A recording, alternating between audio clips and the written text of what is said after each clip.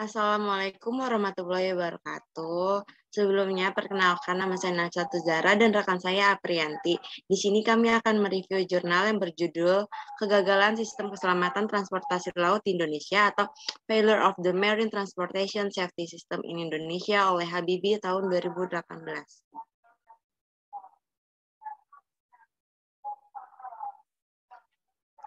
Pendahuluan. Sebagai negara maritim, sistem transportasi laut Indonesia tentunya harus memadai. Sayangnya, sebagai negara maritim, transportasi di Indonesia belum bisa dikatakan memadai. Ini terbukti dengan banyaknya jumlah kasus kecelakaan di laut.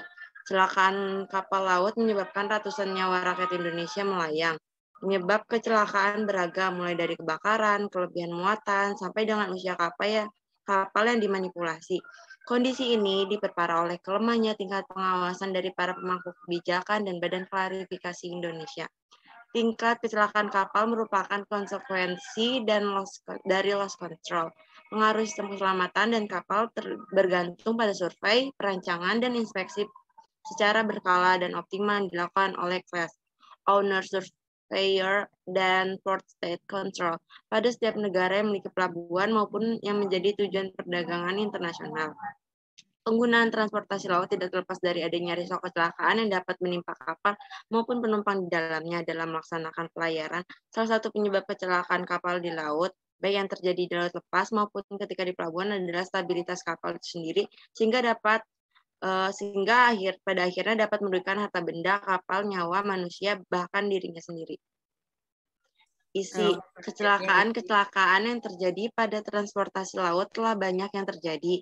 Insiden yang terjadi biasanya adalah tenggelam akibat kelebihan muatan, terbakar atau meledak, ataupun tenggelam akibat dari faktor alam. Tapi berdasarkan data dari Mahkamah Pelayaran, faktor kesalahan manusia adalah penyebab utama dari kecelakaan transportasi laut yang ada. Menurut data KNKT, sebanyak 80% kecelakaan disebabkan oleh human error. Beberapa faktor yang menyebabkan kecelakaan dan kegagalan sistem keselamatan akan dibacakan oleh teman saya.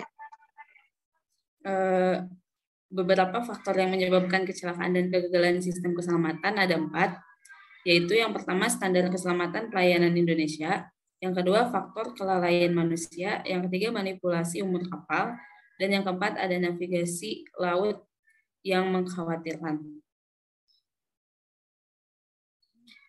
Untuk kesimpulannya, dari pemaparan di atas dapat disimpulkan bahwa jurnal kegagalan sistem keselamatan transportasi laut di Indonesia, Failure of the Marine Transportation Safety System in Indonesia, Habibie 2018, tidak berkaitan dengan kecelakaan kapal di Indonesia yang disebabkan oleh perancangan bangunan kapal.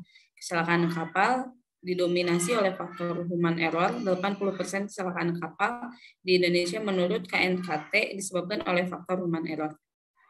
Sekian dari kami. Wassalamualaikum warahmatullahi wabarakatuh.